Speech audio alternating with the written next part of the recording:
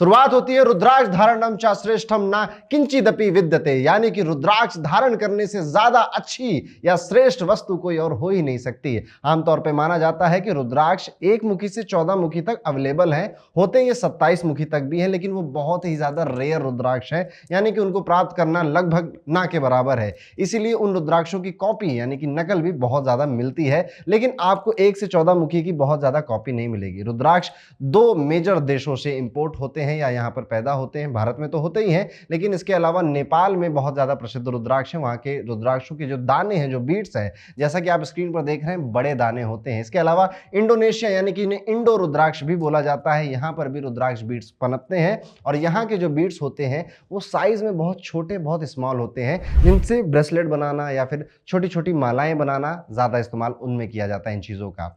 हर रुद्राक्ष का अपना एक महत्व है। शिव पुराण में, रुद्र संहिता में रुद्राक्षों का बहुत डिटेल में वर्णन हमको मिलता है। रुद्राक्ष को धारण करना, अगर आप कोई भी रुद्राक्ष पहनना चाहते हैं, धारण करने का सर्वश्रेष्ठ दिन महाशिवरात्रि होता है। उसके अलावा आप सावन के महीनों में रुद्राक्ष धारण कर सकते हैं। उसके अलावा आप किसी भी महीने की शुक्ल पक्ष के पहले सोमवार को भी रुद्राक्ष धारण कर सकते हैं, पर प्रॉपर विधि के साथ आपको इसको धारण करना चाहिए और कुछ प्रिकॉशंस भी आपको लेने पड़ेंगे, वो हम वीडियो के एंड में आपको बताएंगे। लेकिन शुरुआत में ये जान लेते हैं कि कौन सा रुद्राक्ष मेरे लिए बना है और कौन सा रुद्राक्ष क्या क्या रिजल्ट देता है। जैसे कि रुद्राक्षों का बंटवारा उनके मुख के अनुसार किया जाता है। मुख यानी कि फेसेस, एक पतली सी लाइन होती है रुद्राक्ष के अंदर और जितनी लाइन होती है उतना उसे मुख बोल दिया जाता है। और इसका यह भी मतलब होता है कि उतने बीज उस रुद्राक्ष के अंदर हैं, यानी कि अगर कोई 5 मुखी का रुद्राक्ष कह रहा है आपसे, तो 5 बीज अगर आप उस रुद्राक्ष का एक्सरे करेंगे, एक्सरे रिपोर्ट आपके स्क्रीन के सामने है, या फिर आप उस रुद्राक्ष को कभी बीज से कट करते हैं तो 5 बीज आपको उसके अंदर मिल जाएंगे। तो ये होता है रुद्राक्ष के मुखी का मतलब, या फिर कितने फेस का आपका रुद्राक्ष है। एक बड़ा ही कॉमन क्वेश्चन आता है दोस्तों कि हम रुद्राक्ष असली है कि नकली कैसे पहचाने। एक तो इसका तरीका है कि आप इसका एक्सरे करा लीजिए। एक्सरे कराएंगे तो जैसा आपको स्क्रीन पर दिखाई दे रहा है, अंदर इसको पोर्स नजर आ जाएंगे, जिस वजह से आपको पता चल जाएगा कि इसके अंदर बीज हैं। कोई नकली बना रहा है तो अंदर बीज नहीं डाल पाएगा, कॉमन सी बात है। दूसरा, कई सारी लैब रिपोर्ट्स भी आती हैं जो कि रुद्राक्ष के उचित पैमाने को बता देती हैं कि रुद्राक्ष असली है या नकली है। उनके पास भी कई सारे ऐसे आधुनिक मशीन के टूल्स हैं जिस वजह से हो जाता है। लेकिन अगर आपके हाथ में कोई रुद्राक्ष है तो आप कैसे पहचान सकते हैं कि रुद्राक्ष असली या नकली? सबसे पहला, ये बहुत बड़ी भ्रांति है कि रुद्राक्ष डूब जाता है या तैरता है। रुद्राक्ष अपने वेट और डेंसिटी के हिसाब से कभी कभी डूब भी जाते हैं असली वाले, और असली वाले ही कभी कभी तैरने भी लग जाते हैं। सिक्के पे नाचते हुए कई बार आपने वीडियो देखे होंगे कि रुद्राक्ष सिक्के पे नाचने लग जाता है। मैंने तो कई सारे असली रुद्राक्ष भी सिक्के पे नचाने की कोशिश करी, नहीं नाचते। तो इस तरह के जो वीडियोस आते हैं हमारे मन में कई तरह के सवाल पैदा करके चले जाते हैं, हमें गुमराह करते हैं। तो सबसे अच्छा और आसान तरीका तो यही है कि आप रुद्राक्ष की एक्सरे रिपोर्ट मंगाइए, या फिर आप रुद्राक्ष को एक ऑथेंटिक लैब से, जहां पे जो भी लैब सर्टिफिकेशन मिल रहा है, वहां से परचेज करिए।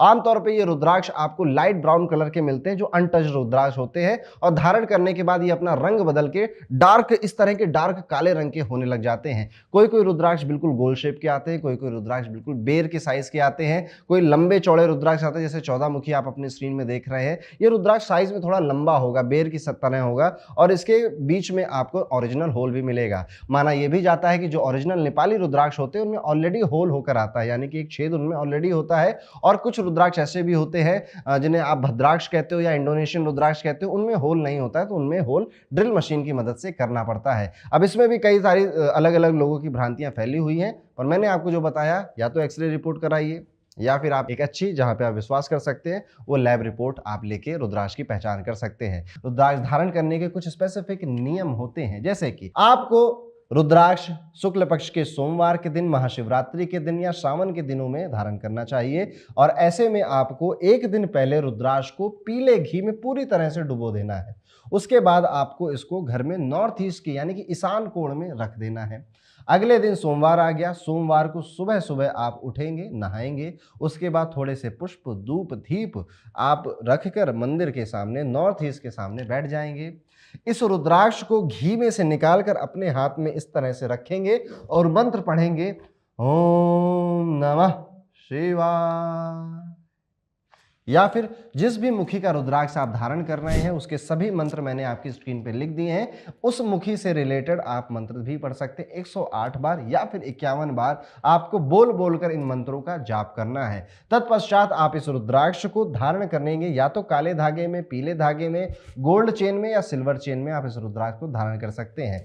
गले में नहीं पहन पा रहे हैं तो आप अपनी दाएं बाजू में भी रुद्राक्ष को धारण कर सकते हैं या फिर ब्रेसलेट के तौर पे भी आप रुद्राक्ष को पहन सकते हैं। कुल मिलाकर ये रुद्राक्ष आपकी बॉडी से टच करना चाहिए।